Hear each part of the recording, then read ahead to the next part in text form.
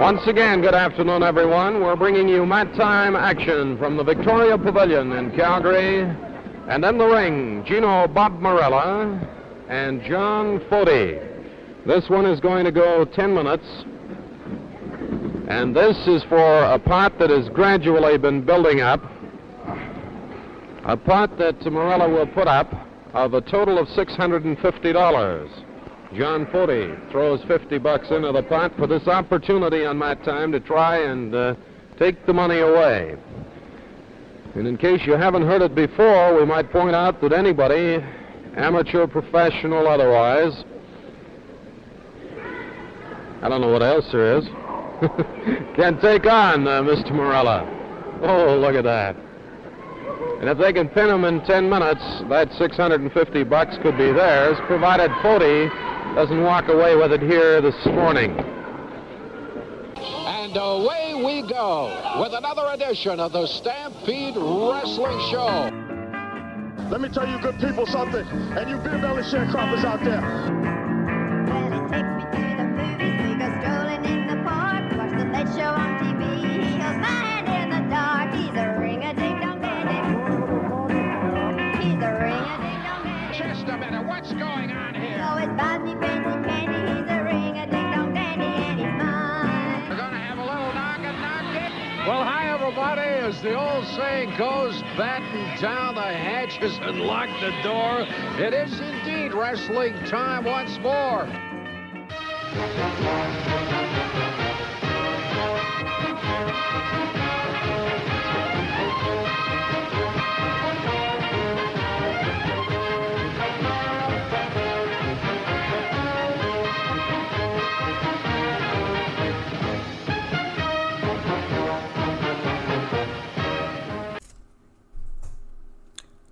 Hello wrestling fans, and welcome back to the Stampede Wrestling Podcast, a ring-a-ding-dong dandy. It's going to be a great pleasure today to have Vance Nevada as our guest. We're going to have a long interview with him about the history of Stampede Wrestling. Now, Stampede Wrestling's been around for a long time, and that clip you heard at the start was a show from 1961 with Gino Morella, otherwise known as Gorilla Monsoon, taking on John Foti, and the wonderful voice of Ed Whalen was giving us the whereabouts on the match at the time.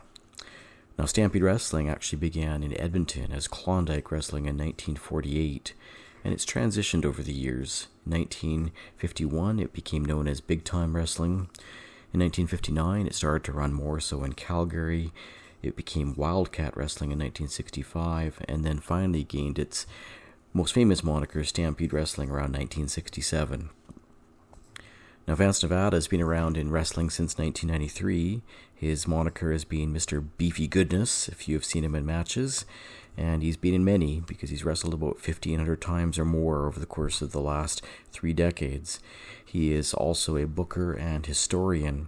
His first book was Wrestling in the Canadian West, and that came out in 2009, and he was honored by the Cauliflower Alley Club as a result of that book. Now, Vance has a new book coming out this year. It's going to be released this week, in fact, and it's called Uncontrolled Chaos. And it's going to expand beyond Western Canada. It's going to delve deep into Canada's remarkable pro wrestling legacy from coast to coast. We're going to enter into a clip now, which is later on in that 1961 show, and where Bulldog Brower had wreaked havoc all around the ring, upending Stu Hart, bringing a chair into the fray, but he's also taking on Bill Solowenko, who was at the time wrestling Rep Miller. And if you get a sense of what's happening here, Brower seemed to arrive late, had a suitcase, and just walked into the ring and started attacking the other wrestlers, giving you kind of a version of the uncontrolled chaos that was Stampede Wrestling at the time. Too soon. No! Arriving with suitcase and all. Well, let's wrap up this match. Well, this is nonsense here. You told me to be here at 11 o'clock. 11 o'clock you told me to be here. And what do you got this nonsense? Are you scared that I'm going to kill your boys in here? Your little baby boys. Your little baby boys. Did you see what I did to all your opponents, all your men here? I killed them. I'll show you how these guys think they're good, huh? This man is crazy. He swung his, dropped his glasses here in my lap. His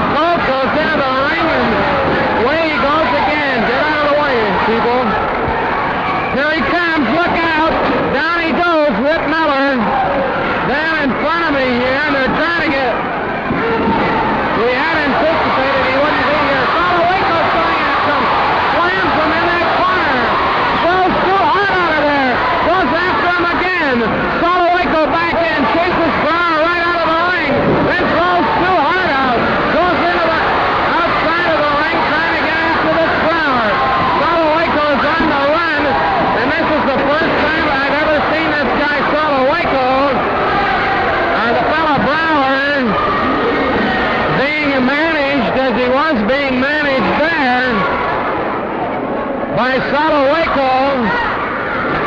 Rip Miller, in the meantime, is down on the concrete. I thought things were under control. I didn't think we were going to have one of these displays, but obviously our friend Brower thinks differently. Stu Hart trying to control him. He's going into the chairs, and I'm trying to keep my microphone in.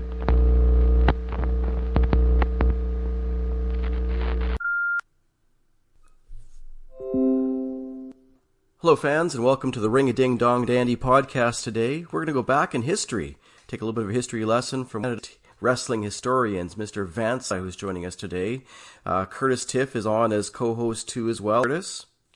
Very good. Things are well in Alberta? Yeah, it's been dry. This morning I was out at my cabin out in Alberta, woke up to a lot of rain. So I had to pack up and get back to town to do the podcast today. Sounds good. We should share some precipitation from BC with you. It's been non-stop here all year. That's normal there. And we've got Mr. Vance Nevada joining us today. How are you doing, Mr. Nevada? I'm doing well, gentlemen. I'm glad to be here. Excellent. It's still great to have you on. As you know, this is the Stampede Wrestling podcast. We try to look back in memory of Stampede Wrestling. Most guests are from kind of 1980 onwards. But given your background in wrestling history, we thought we'd talk a little bit about kind of the precursors to Stampede Wrestling, if you will, going back to Edmonton and maybe even back to Montana. So you're well aware of the history of Stu Hart. Can you give us a little bit of your insight into the history of Stu Hart going back in time? Sure. You know what? When I initially got interested in wrestling history, it was quite by fluke in 1994. I was a young wrestler coming up, and I heard a name mentioned in the locker room that I'd never heard before. And it was a local guy in Winnipeg that was, pretty active in the 50s and 60s. And it really, kicked off, I was curious about it.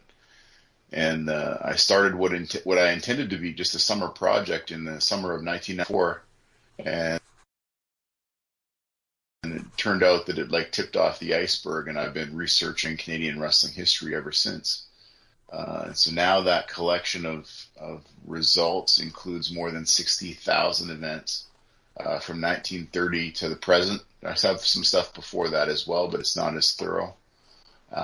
Including more than 8,100 lineups and results for Stampede Wrestling. That's amazing. That's a huge historical record. Now, of course, Stampede Wrestling started back in probably about the late 40s or 1948, and Stu Hart got that started with some other investors that he had with him in Edmonton, I believe. Is that correct? Yes, he did. In that time, it was very much, a part of keeping the illusion of kayfabe. Your star wrestler couldn't also be the promoter. And so Stu Hart, coming, sort of in the emerging stages of his own professional career, was the headliner. So he couldn't also be the promoter. So what he did was enlist his neighbor, who was a young kid just going to college, named Al Oming. And Al became the official promoter. They called him the Kid Promoter in Edmonton. And, Al, of course, he became famous later on as a zoologist and actually had his own wildlife game park in northern Alberta. And then in the 80s, I don't know if you guys would remember this, but I remember this, and this is, later on, now that I know his connection to wrestling, it's an even bigger deal. I grew up in a small town in Manitoba called Souris, but I actually went to school in a town called Elgin. And Elgin is 1 kilometer long by 2 blocks wide, tiny, tiny town. And Al Oming came to my school with his cheetah, Tawana, and he was doing sort of like a wildlife conservation awareness tour. and so he was very involved with that, up until his death. But he was sort of the first promoter of record for Stampede Wrestling. And he was not necessarily a wrestling fan, was he? You know what? He was kind of outside the circle. He got involved because his neighbor was a wrestler, and really, it was kind of very well documented at the time that he was using proceeds from his take of the wrestling events that he was promoting in Edmonton to fund his college education. Oh, that's interesting. And so when Stu first kicked off, he was largely in Edmonton at the time. I think he had most of his first events at the Sales Pavilion. Yeah, Edmonton was the kickoff point. Calgary at that point was already owned, and so it was Jerry Meeker who's actually had a booking office out of Montana. So Great Falls, Montana was considered to be the headquarters, if you will, of the territory. And so Jerry Meeker had sort of stolen the territory from the previous Calgary promoter, Darby Melnick, and he held control of it. So when Stu wanted to come and actually start running Calgary, he had to buy the rights to promote in the city. And I don't think that Jerry Meeker gave him a really good deal as a result, even though they had worked kind of loosely together, for 4 years at that time. So Stu moved operations to Calgary in 1952. So Stu was pretty honorable about the whole thing. He didn't try running any kind of outlaw shows in Calgary until he had purchased. Yeah, it's kind of, when you look at I would say probably at that time, knowing what was available and having an awareness of the prairies probably was the kickoff that created, that large touring circuit for Stampede. Stampede had one of the largest, like the most miles traveled per week in terms of their schedule. When you look at, and this was like baby steps at that time, but, the schedule going into the 60s, 70s, and 80s, where you had, Friday night, Calgary, Saturday night, Edmonton. Day was typically off. Monday was Lethbridge or Medicine Hat. Tuesday was Red Deer or another location. Wednesday was Saskatoon. Thursday was Regina, and Friday was back in Calgary. And so that's a lot of miles to cover. And for a lot of perspectives, for the Americans maybe that were used to a shorter driving circuit like California or Florida, it was rough. And then you add Canada's winter climate on top of that.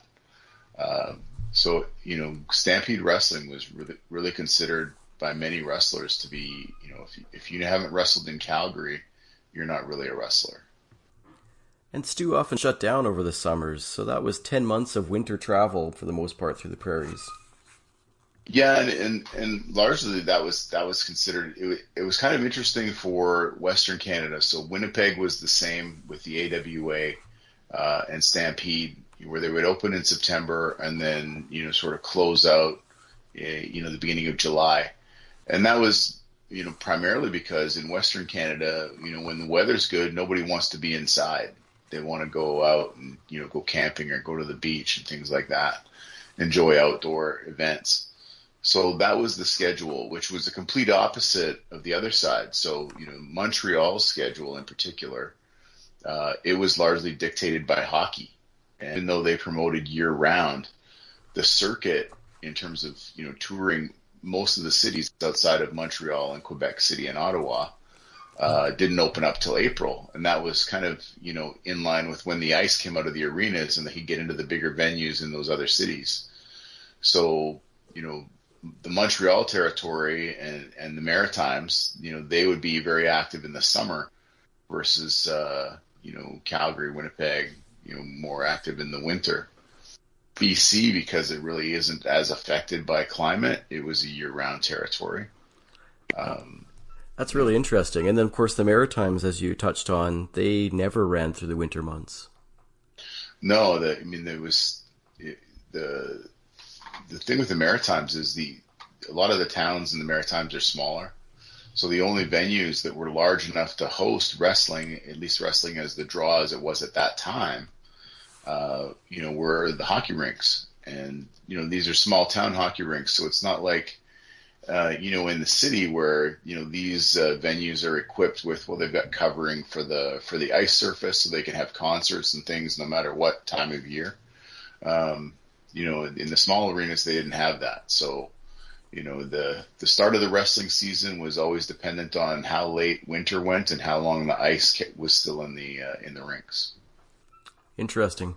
In the past few decades, Alberta's had some rodeos that have held wrestling events. Did Stu ever go that direction at any point in the early part of Stampede Wrestling? I think if you look at Stu's schedule, there was definitely connections with the rodeos, but then a lot of the. And I think this is an important point to make. So if you take a look at professional wrestling today, there's more organizations running, but there's not necessarily a busier schedule because most organizations are running the same Friday and Saturday nights.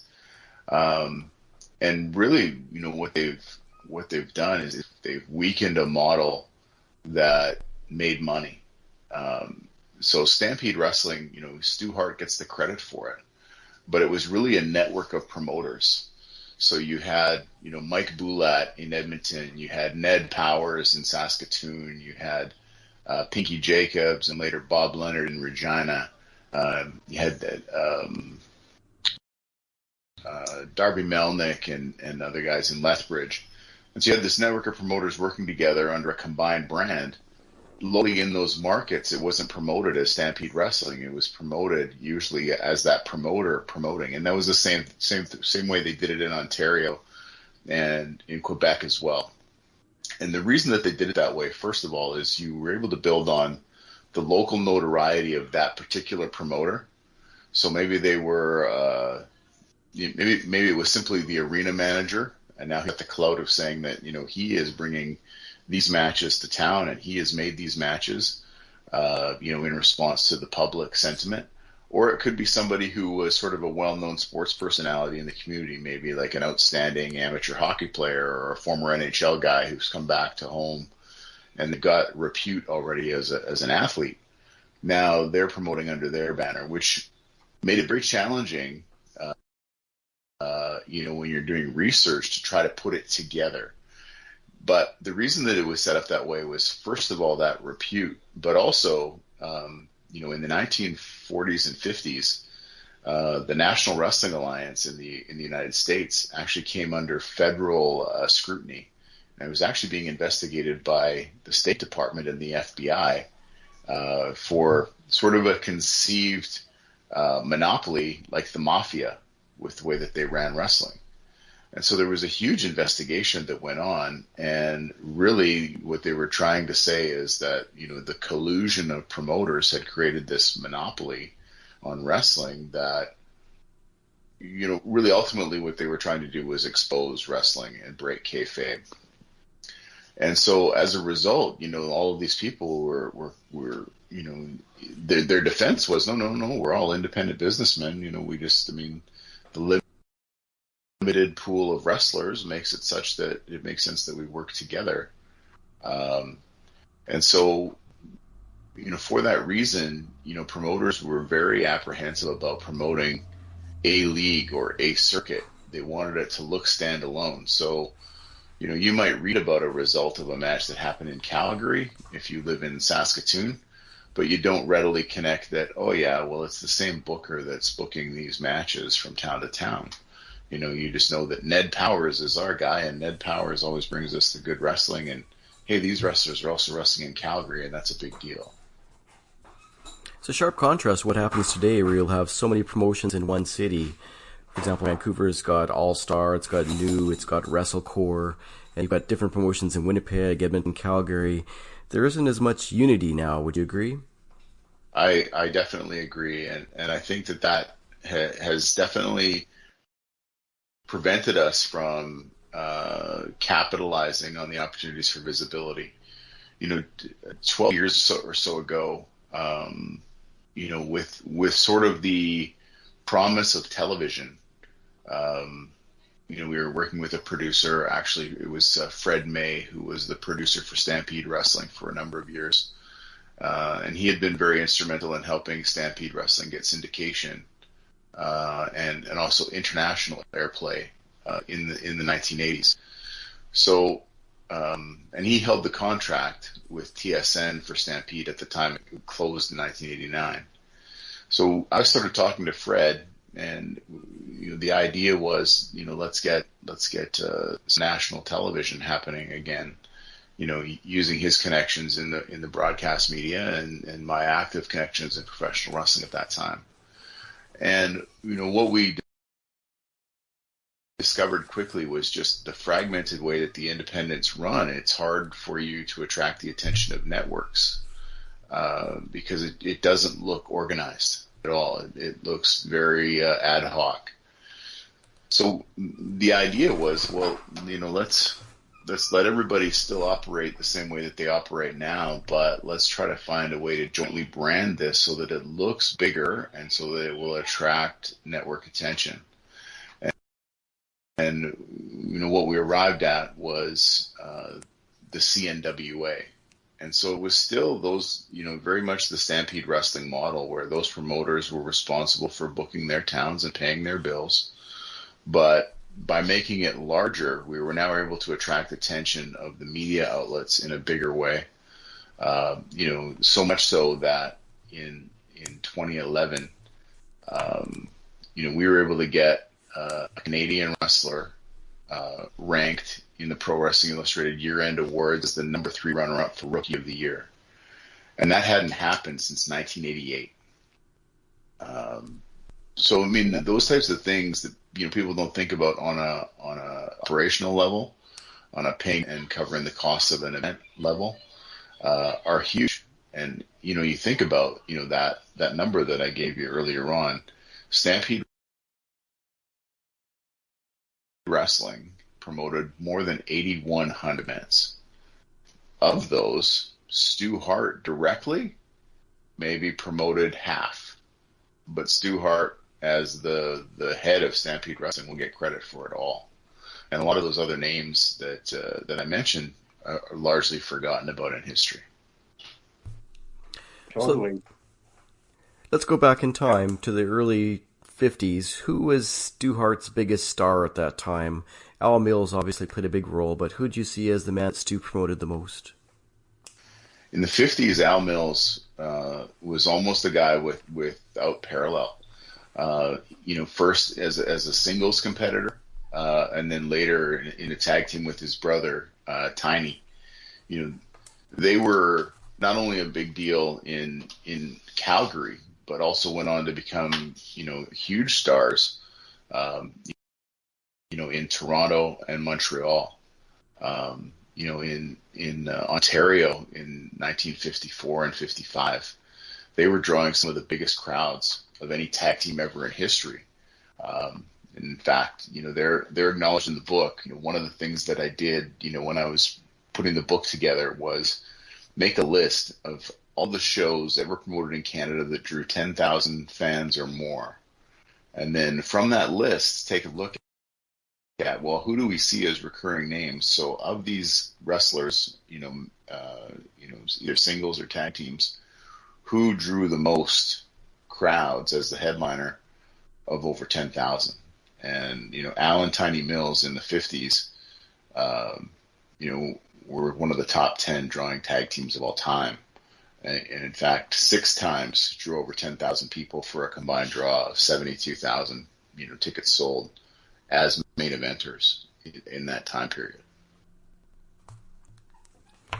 And then we move a little bit into the later 50s, and I think George Gordienko was probably a big star at that time. Would you say Stu kind of latched onto him as the next star to take them forward? I think, George's story is very interesting. George, if you look at his beginnings, George Gordienko was a kid from Winnipeg, multi-sport athlete, natural athlete. He was considered to be a great star in high school rugby. Went on to a walk-on tryout with the Winnipeg Blue Bombers, and they wanted to offer him a spot on the team, but he didn't see that it was really economically attractive at that time, so he didn't elect to join Blue Bombers. He was a record-setting weightlifter, and then got interested in wrestling. He did a little bit of amateur wrestling, and one of his trainers was a guy named Harold Nelson, and Harold was a former prisoner of war during World War II who was very active in the Minneapolis wrestling circuit, primarily when they'd come to Canada in the 40s. And, he sort of got George connected. So George went to Minneapolis to train, in 1947. When George debuted, he debuted at 18 years old.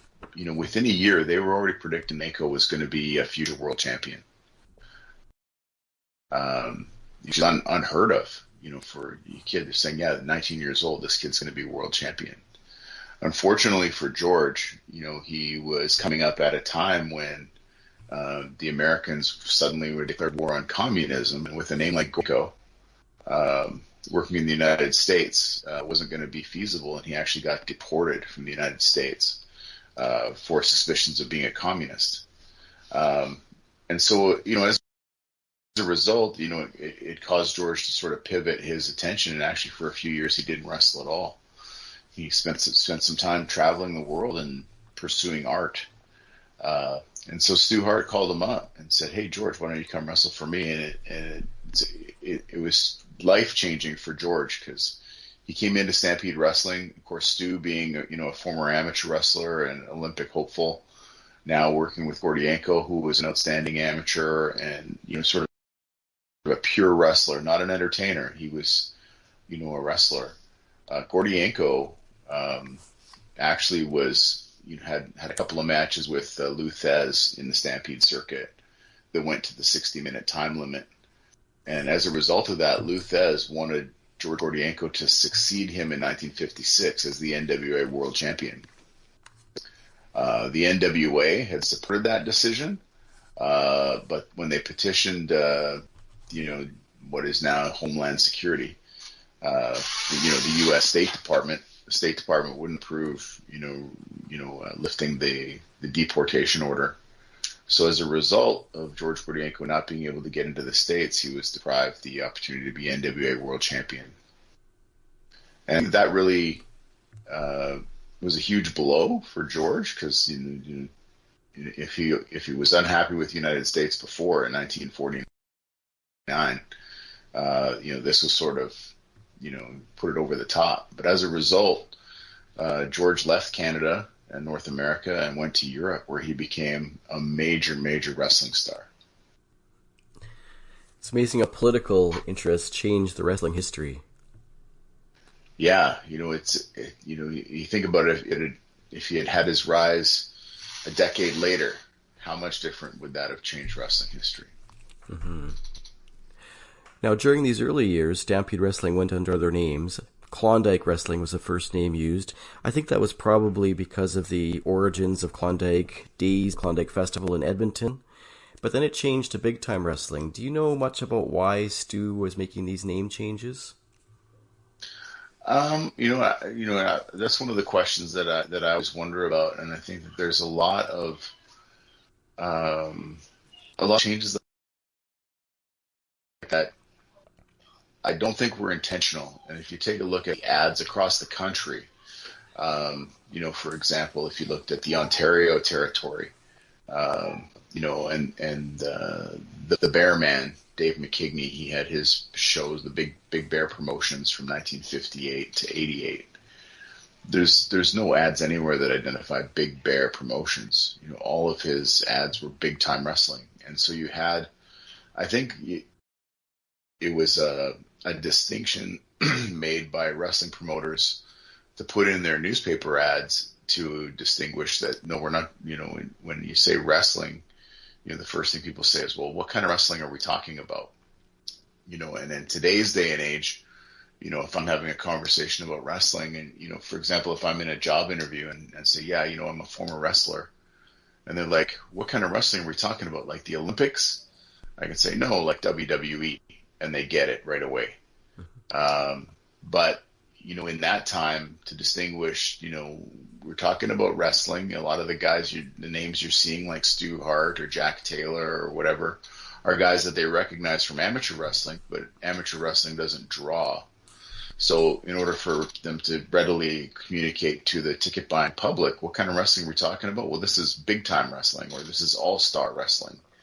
And so you would see those two terms used by multiple companies, across North America.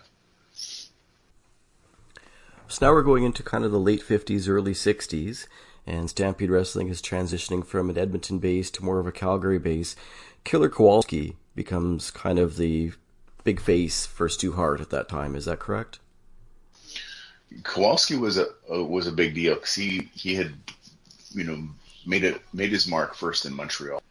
So Kowalski was from Windsor, and had actually been discovered while he was working, basically as a car manufacturer. He's working in a plant building cars, and he was discovered, and they said, "Hey, I think you make a pretty good wrestler."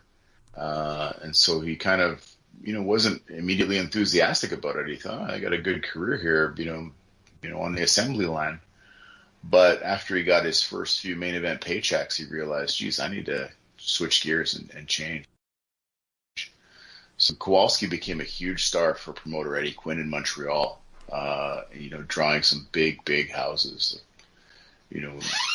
Kowalski, over time, Kowalski was responsible for, the biggest house in Montreal history. That was in 1973 against Mad Dog Vachon and Jerry Park. They drew 29,000 plus, which prior to WWE was the biggest, attendance of all time in Canadian wrestling. But, Kowalski was sort of like one of the first, giants to come along. He was a 6'7", big kid, good looking guy. So, made an immediate splash with people, right? You could put him in front of, media, and they could definitely understand, like, geez, we get it. We get why this towering, behemoth is a superstar professional wrestler. And Kowalski gave great interviews. He had great charisma on the mic too. Kowalski's, some of his interviews, early on, really, really intense. Later on in his career, it almost, it was very, ranty and ravey as you would come to expect. But, a classic villain throughout. So at this time, Stu is centered largely in Calgary. He's got a TV show that's got some range around the Prairie provinces, and he's expanded a little bit. What does that look like when he's trying to run these towns that are smaller, obviously have a lot of farming industry behind them? How is he going into these towns in those early years and getting the shows promoted? Well, that's where, having those local promoters is so critical. Obviously, the work that's involved with, liaison with the arenas and particularly at that time working with the local newspapers and media is so important. When you look at, consider how little you see wrestling in the newspaper today versus back then. I mean, you might have a Wednesday night wrestling show, but, the advertising for that show is starting Thursday morning because you got the recap of what happened Wednesday night by the sports reporter. And then they're already giving you the teaser to say, well, next week they're going to be in a rematch. And then the newspaper ad is going to run on Saturday and Monday. And then you might have an article in between. And if you got a new wrestler debuting where you can get their promo shot in the newspaper, you've got things going on. So in an individual town, you might have things going on in your local newspaper 4 times over that 7-day cycle. And so you multiply that by 6 towns a week that you're promoting. That's a lot of activity and a lot of moving parts to have happen. So, having the reliance on those local promoters to do their job, where as the head of the company, all you need to do is make sure that the wrestlers are in the car and get to the town.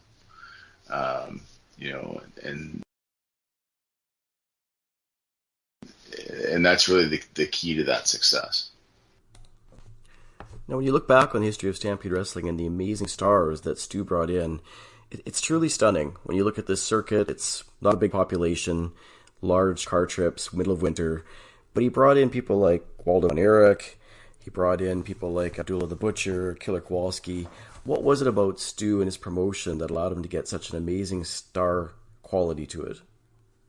Well, I think, the first thing is you had the Canadian circuits, and I didn't even really have a full picture of this until, because when I started doing the research, I had it like segregated so that I could keep track of what I was doing. So I had, okay, here's my file on Stampede Wrestling, and I put that all together. Here's my file on Montreal, and here's my file on the Maritimes. And it wasn't until I put it all together where now you can see, by tracking the travels of an individual wrestler, okay, they did 6 months in Vancouver, and they wrapped up on Friday night in Vancouver. They started with Stu Hart Saturday night.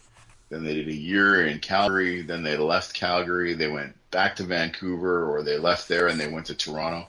And you can really see the travel from coast to coast in Canada of the wrestlers that only work domestically. So for a guy like Abdullah the Butcher, Abdullah was another guy. He was just discovered working his blue collar job. He's originally from Windsor, Ontario. Discovered by Gino Brito, who helped get him started.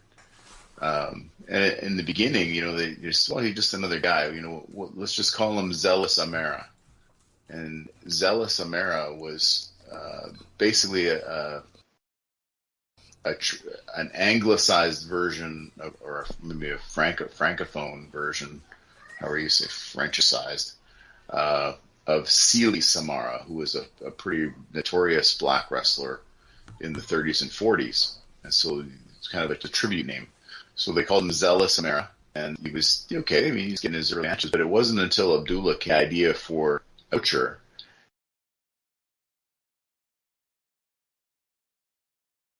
and debuted that gimmick, that character in Vancouver, that his career outlook changed tremendously. So as Abdullah, as that persona, he was able to reinvent, and that's I think another really important part of that territory of wrestling is a guy. I'll throw a name out to you, and I know how he transitioned. Then bonus points, but.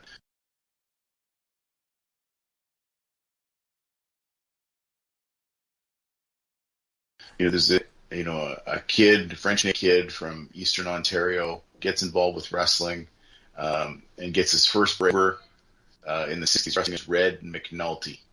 Rather uninspiring, middle of the card, not going to be doing any main events, not making big money, but he's a solid hand, and he gets regular work.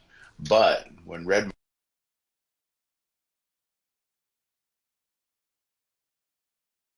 goes to Montreal and they decide that they're going to give him a new gimmick, now his career explodes. Do you know nothing?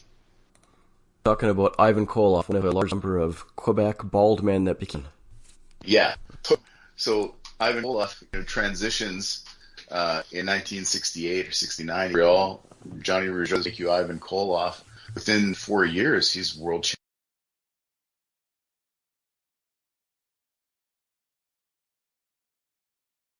champion.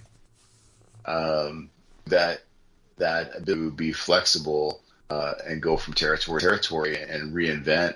It's so important to so many of those stars. Abdullah the Butcher is one. Ivan Koloff is one. So many guys like that. But it also, from a research perspective, makes it incredibly difficult.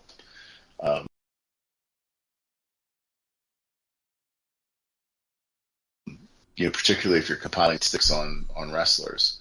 Much different than any other sport. So if I was researching hockey, I can go and check out all the almanacs and whatever that are available and get all of Wayne Gretzky's stats.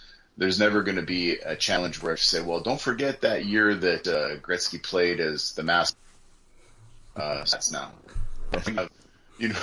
Wrestlers that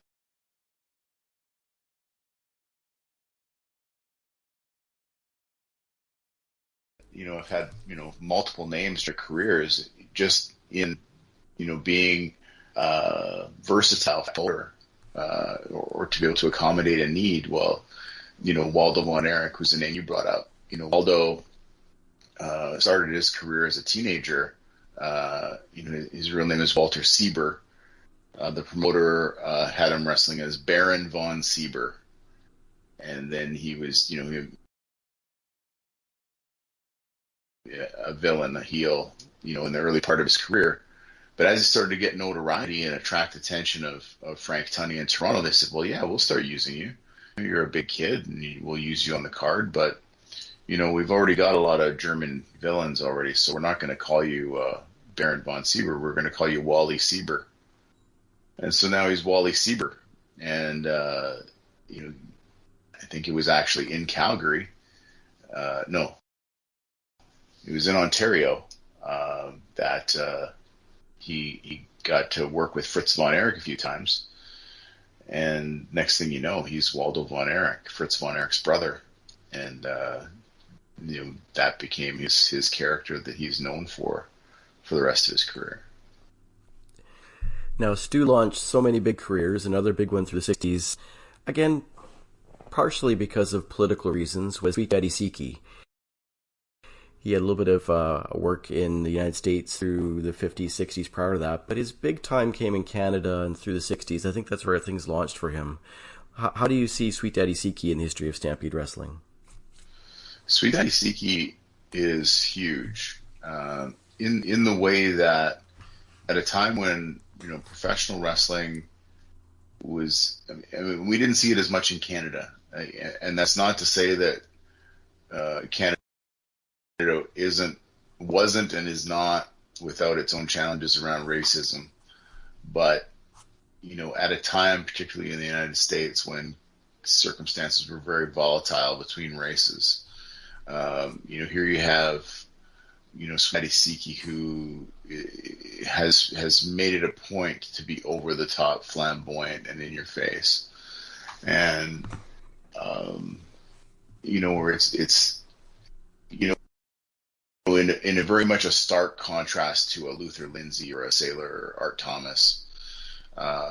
Siki was way out there, and as a result, just had this very, very timeless headline appeal. I mean, you could take the work that Siki was doing in the 60s, with his look and his ring attire and, the white rimmed sunglasses and the glitter and the sequins. And you could put that on a wrestling show today and it still plays, where there's other gimmicks and characters that in their day were tremendous, but don't parlay to today in the same way. Like Gorgeous George, for example. George, for his day, tremendous. But you think about in today's modern era of political correctness and all the sensitivity that people have, rightly or wrongfully, on any issue, does an ambiguously gay, flamboyant character fly anymore? And are we allowed for it to be a villain, or does that mean we're contributing to a negative stereotype and whatever? So Gorgeous George probably doesn't fly today, but Sweet Daddy Siki, you could take that guy, if you could,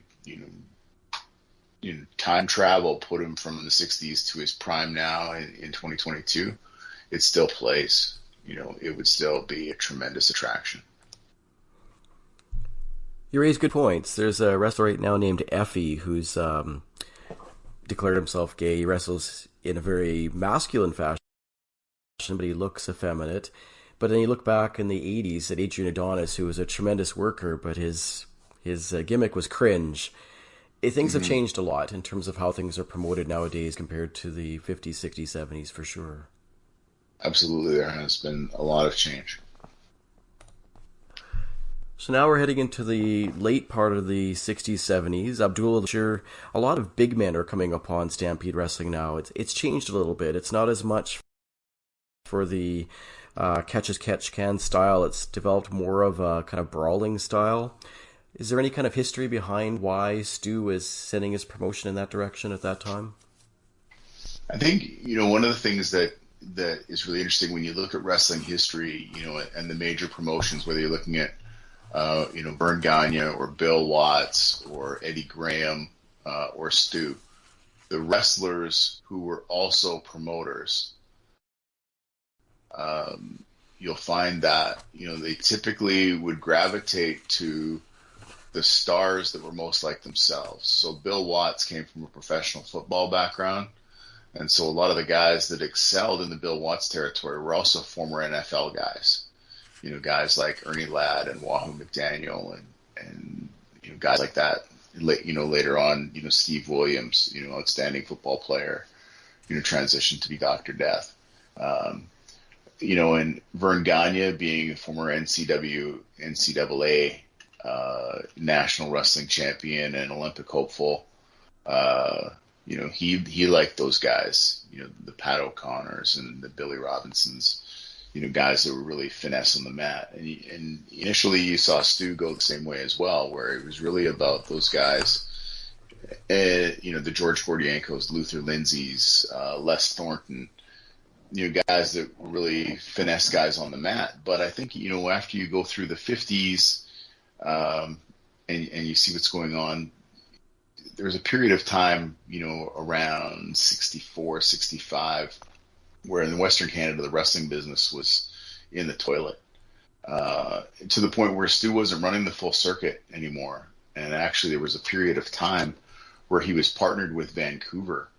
So, the wrestlers were doing the weekly loop that included Vancouver, Victoria, Edmonton, Calgary, which is an even bigger loop than going the other way through Saskatoon and Regina. But he was sharing, a talent roster for that year. So you had guys like Don Leo Jonathan, the Kangaroos, Tony Parisi, making the loop from Vancouver. And I remember talking to Don Leo Jonathan about that at that time. He goes, yeah, I remember that. I remember being in Edmonton in February and wondering, why the hell am I here? So when you had that transition to out of that lull, I think it's, Stu looking at it saying, well, what can we do here that's going to draw? I know what I like. I like the finesse wrestlers, but, maybe that's not what the fans are looking for at this period of time. Let's reignite interest in the territory, and go a different direction. It was around that time that Stu changed his belt. He was using a Canadian title prior to that, and then he changed it to become North American. Now, I know that occasionally Stampede ran in Montana. Even as late as the 80s, they did some shows in Montana. Was there a particular reason why he changed the name in that way? Was it just to give it more of an allure or more of a prestigious name? I think it's also reflective of the talent that they had. And considering what other promoters are doing. So, in Toronto, Montreal was always its own thing. Montreal's heavyweight title was always declared, a world championship. With Billy Watson in Toronto, their main title was the British Commonwealth title. Even though I don't think that it ever changed hands outside of Toronto. You may have had guys win the belt and then go carry it to New Zealand or something on a tour. But the British Commonwealth title, for the most part, or the British Empire title rather, was mostly a Toronto belt. So I think it's partly, considering the range of Stu's promotion, but also the talent that was coming in, because you had a lot of American wrestlers. And then the prestige of, well, this isn't just a Canadian title, this is a North American title. So around that time, and I think it is the case that the first North American title holder was Archie Goldie, Stomper, who had a profound impact upon Stampede Wrestling, and really throughout the North American territories as well, came on the scene. How do you see Stomper's history as it relates to Stampede Wrestling at that time? I think even the fact that, in 2022 we're still talking about the Stomper, and diehard wrestling fans, as we, and particularly, longtime Stampede Wrestling fans, they'll talk about that series of matches in the 70s between Archie Goldie and Abdullah the Butcher in about 73. And even Stu Hart himself has said that series of matches was the highest drawing matches in the whole run of Stampede. Goldie and Abdullah had that chemistry. I think, Goldie's role in Canadian wrestling can't be understated. I mean, he's an 8-time North American champion, and or sort of 9-time North American champion. But, also as a result of his prestige in Stampede Wrestling, carried that North American title distinction with him when he would travel elsewhere. So that North American belt, you would see on the East Coast in the Maritimes, you would see, in Toronto, you would see it, in 74, he did a summer tour for Dave McKigney, as well. So, Goldie was, he really used the Stampede Wrestling platform effectively, for his own career across Canada. Now, Archie was an amazing wrestler, amazing on the mic. He was one of the few people that could truly scare Bret Hart when Bret Hart was a young teenager as well. But he had this thing about when he went to the United States that he always had limited interviews. And he would not get on the mic, voice piece, if you would. Why was there this distinction across the border with how Archie performed? I think it just comes down to character. So when he initially went to Kansas City, he was just Archie Goldie the Stomper. But then when they made the and now suddenly he's the Mongolian Stomper. Well, if you don't speak Mongolian, then we need to do something different. So give him a manager to do the talking for him. I think in Jerry Lawler's book, he mentions that one time they had the Mongolian Stomper in, and in the heat of the moment, he grabbed the microphone and cut his own promo, and then people realized, wait a minute, this guy isn't Mongolian, he's got a southern accent, and it totally killed his steam in the territory. So it's partly the mystique. I mean, I think you had characters like Abdullah the Butcher as well, where their greatest fame came from being mysterious and not talking for much of their career. So I think it comes down to that. So now in the 70s, Stomper is still a big fixture in Calgary, but we've had a lot of other people come through. We've had some great series of Tor Kamada, for example. Other people like Les Thornton have come through. Dave Ruel played a big role. But now we're heading to Dan Crawford territory. And Dan was always great at long stories, putting together a very long-term game plan for how he was going to have a wrestling gimmick go over. He did that a lot with Abdullah, a lot with Stomper, going into the 80s, even with Honky Tonk Man. Tell us about your recollections, your history of Dan Crawford as a wrestler through Stampede Wrestling. Dan's record really, speaks for itself. Both in Calgary and in Vancouver, more so in Calgary.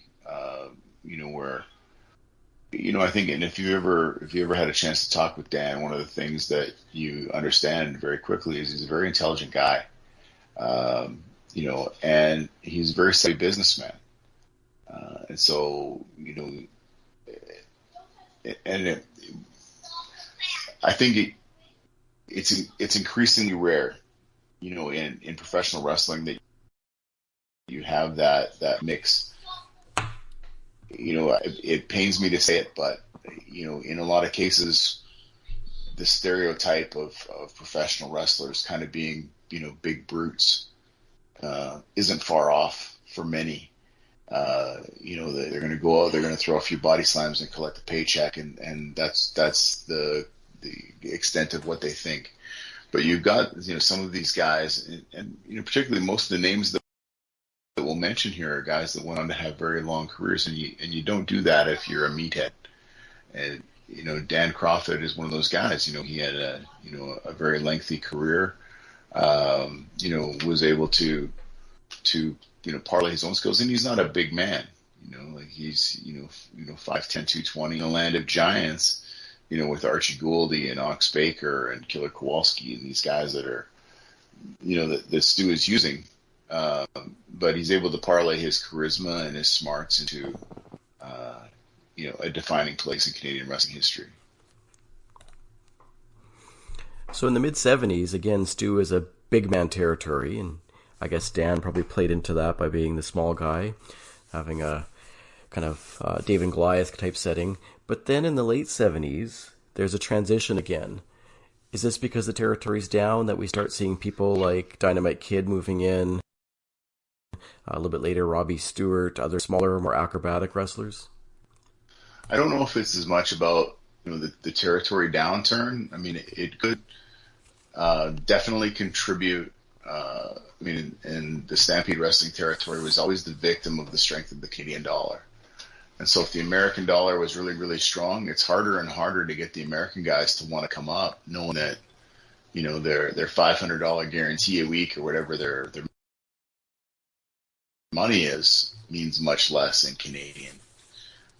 And so as a result, I can think of Fidel Sierra and the grappler Len Denton. They worked Stampede in the early 80s. And they said, yeah, we were up here for a while, and then we just realized, it didn't cash flow for us. And so they left overnight, went home. But, you also had at the same time, the rise of the next generation of Hart wrestlers. And one of the primary ones of those was Bruce Hart, who was also a small guy. So, if he's looking for opportunities to showcase himself, to put himself against, performers that are his size. Now you need to create a division for that. So Stu, Bruce, on a tour of England actually discovered Dynamite Kid. Thought, geez, this kid's incredible. We should bring him to Calgary. Came home, told his dad, hey, there's this kid in England. He's tremendous, does all this crazy stuff, and he's awesome. We should bring him. And so Stu booked him. But when Dynamite arrived, Stu wasn't initially very excited about that. And Dynamite Kid writes about it in his own book. Stu came up to him and kind of gave him the once over and grunted at him and poked him in the chest and said, hey, you're a skinny bastard, aren't you? But Dynamite went on to become one of the most memorable stars in Stampede Wrestling. So for yourself, are there any other aspects of that earlier time of Stampede Wrestling that really stick out for you that we haven't talked about yet? I think, one of the things that's really cool about, Stampede over other territories, and I definitely, cover it in the upcoming book, is that, Stampede was one of the first promotions, one of the first circuits in Canada to really provide a platform for women wrestlers. So Stampede, it wasn't without its battles with various civic officials in different cities, particularly in the mid to late 50s. But Stu Hart was pretty regularly promoting women's matches, and in fact, some of the earliest women's matches he promoted included Helen Hild, who is the $1 Million Man, Ted DiBiase's mother. She was involved in some of the first matches ever held in Stampede. Montreal and Winnipeg, they didn't get on board with women's wrestling until the 70s. And so Stu was really sort of leading edge, on that, probably more so than anywhere else. I think Stu also brought in Mildred Burke, did he not? I would have to look back. It's very possible. Mae Young. Yeah, Mae Young way back. Yeah. Mm-hmm. Yeah, there was a lot of women that came through the territory. Okay, so Vance, I know you've got an upcoming project. I'd like you to tell our fans about this project. You've written a book before, of course, that most of us are aware of, Wrestling in the Canadian West. Tell us about this new project and how it differentiates itself from your last work. Sure. I think the upcoming book is Uncontrolled Chaos, Canada's Remarkable Professional Wrestling Legacy. And what it aspires to be is the most definitive encyclopedia of Canadian professional wrestling that's ever been published. And so it really goes through, territory by territory, a timeline of wrestling history, through the territory era from 1930 to 1989. Then it explores the international expansion of the WWE and how that changed professional wrestling in Canada and what influences that had. And then there's a very strong section as well on the independent era of Canadian wrestling, again broken down territory by territory, from coast to coast. And then I think one of the things that is unique about this book is that I've also included a very extensive title history section. So it includes the championships for more than 200 promotions, past, present, more than 600 belts, and the lineage and dates and details of those title changes. And then the most challenging part of the book, which has been the most stressful, it's taken the most time, but it is actually a records and statistics section of the book. Because it doesn't exist for wrestling. And I think even when I've, talked to some of my peers in the wrestling industry and we've talked about what is it, what are you collecting here? And they say, well, why are you bothering to collect the stats and put them there? Because they don't matter. They do matter because, there are thousands of men and women that have given their lives to this industry, and many of them overlooked, over the passage of time, because people need to paint things within a box that they can understand. So when we talk about Canadian wrestling, we'll talk about the Harts and the Rougeaus and Whipper Billy Watson. But beneath the surface of that, there are so many other wrestlers that have contributed that it's important that their legacies are acknowledged as well. So the record books and some things of Canadian firsts, to kind of understand the origins of the tag team match, women's wrestling, battle royals, cage matches, the first boxer versus wrestler matches, intergender matches, things like that. But and I'll rattle some of these off because I'm pretty excited to share them, and that even if you're a diehard wrestling fan, you might not know the answers. So the longest active Canadian wrestling careers. The longest title reigns broken down into male, female, and tag team. The most title reigns, and I've got that listed domestically and outside Canada, male, female, and tag teams. A listing of all the Canadians who have held the world championship, ranked by number of days as champion. Again, male, female, and tag team. A breakdown of the world titles that have been defended in Canada, how many title defenses, and who has the most world championship defenses in our country. The top 25 drawing wrestlers of all time, the top 10 tag teams of all time, the top 10 drawing matches of all time, the top 50 drawing events in Canada, the top 50 most prolific promotions or promoters in Canada, listed number of shows they promoted. And then we get into the stuff that, has been the most stressful for me, right? Because if it's wrong, we've disrespected people. And I also know that if I don't get it right, that's where I'm going to get roasted. So it doesn't matter what we did in the first 475 pages of the book. The last 5 pages are going to be where the critics are going to come out. But we've listed, by most prolific characters, the top 50 Little People wrestlers to ever appear in Canada, the top 100 women, the top 100 tag teams, and the top 100 men. You also have an animal section, don't you, Vance? I had considered it.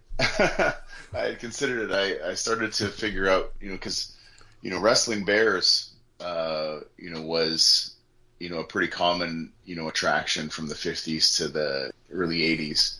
And I thought it'd be a fun ranking to rank, the most prolific animal performers in Canadian wrestling. But I just didn't know if it would take away from, the credibility of the other lists. So I've excluded it, but I'll be glad to share that with you. Yeah, probably like Dave McKeagney's wrestling bear that would also appeared in Stampede, if I'm not mistaken. Yeah, Terrible Ted is probably the most famous of them all, but there's, Gorgeous Gus and Victor, and Smokey and Ginger. There's a few other ones as well that had a lot of ring time. But definitely there's stories about the Bears that are woven through the narrative, particularly in the chapter on Dave McKeagney's promotion, but also in Vancouver, Don Leo Jonathan holds a very special distinction as it comes to wrestling with bears, and that story is in the book. Yeah, I think I've read that story. Yeah, it's too good. I had to take it from the first book and make sure that it made it into the second as well. Yeah. You might have to add in Teddy Hart's cat too. Well, you know what, Teddy Hart's cat, I can't find all the records, so that's why we had to exclude the animal section altogether. Right. I've actually got a couple pictures was either the first Hart Legacy show or the second Hart Legacy show with Mr. Money in the middle of the show. Tremendous. Yeah. So Vance, we're all looking forward very much to Chaos. Can you tell us? I know you have a Facebook page, for example. Yeah, right now we're heavy into layout and development. We're very, very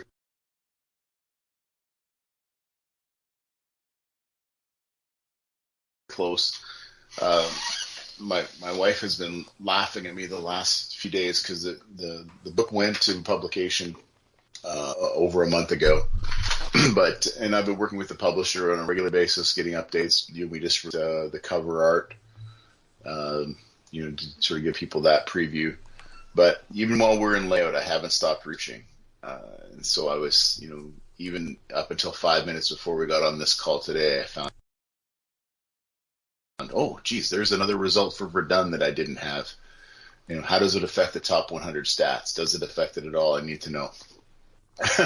So, in total, the book reflects a body of work that encompasses more than 60,000 wrestling shows from 1930 to 2021.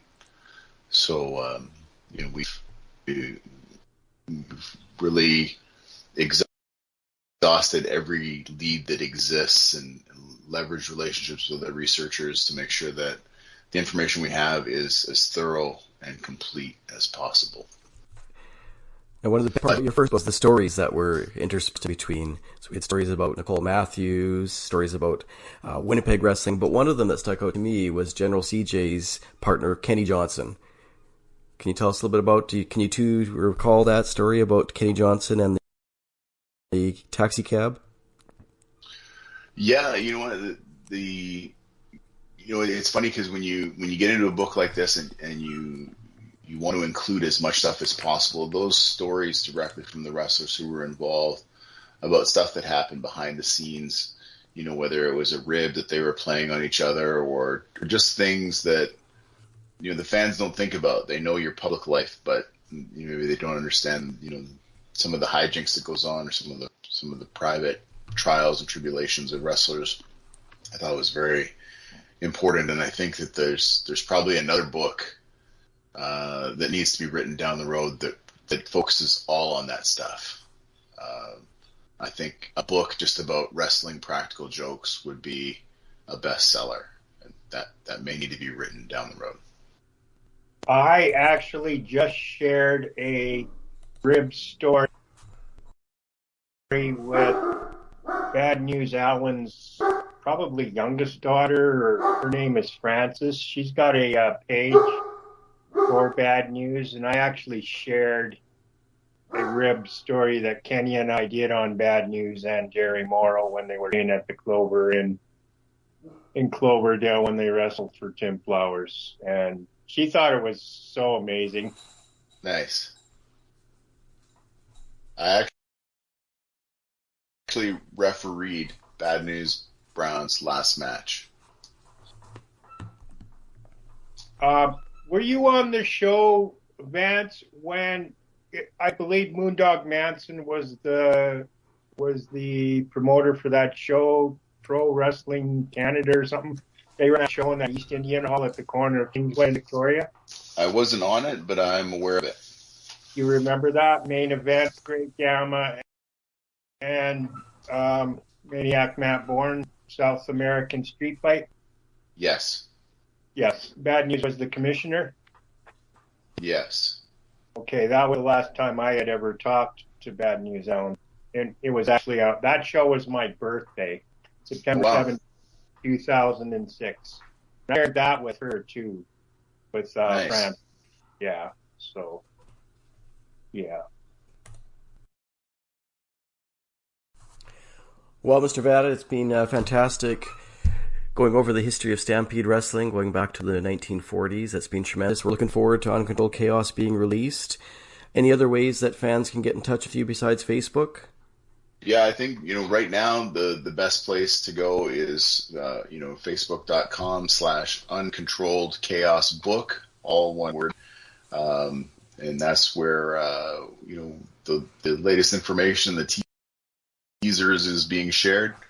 We will have a big update for people. There's been a lot of people reach out and pre-register to get on the pre-sale list, and so that's been fantastic. And I'm looking forward to sharing the next update with everybody. What's next? Oh, sorry. Go ahead, Curtis. I'm sorry. Can you tell us if you're going to be appearing at any other wrestling promotions possibly this summer to promote your book through maybe BC, Alberta, or possibly Manitoba? Yeah, as soon as we have a release date, then we'll start scheduling. One of the great things about this particular project is because we've had so many touch points with active independent wrestling promoters, giving them coverage that they've never had before, is that I've got an open invitation to appear at almost any independent wrestling show in the country when the book is released. So we've had a lot of interest already from Ontario Maritimes, and they're just asking me to confirm the dates as soon as I know them. So I would say you can expect to see me at wrestling events and Comic-Cons and all of those types of events over the coming year. Probably mostly in Alberta, because by the end of this month that will be home. I'm moving back to the right side of the mountains. Oh, are you moving back? I am indeed. Yes. Oh, where are you going? I will be in Wetaskiwin.